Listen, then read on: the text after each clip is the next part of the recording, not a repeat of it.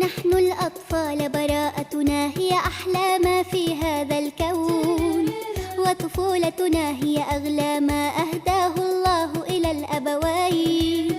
نحن الأطفال براءتنا هي أحلى ما في هذا الكون. نحن الأطفال براءتنا هي أحلى ما في هذا الكون، وطفولتنا هي أغلى ما أهداه الله إلى الأبوين.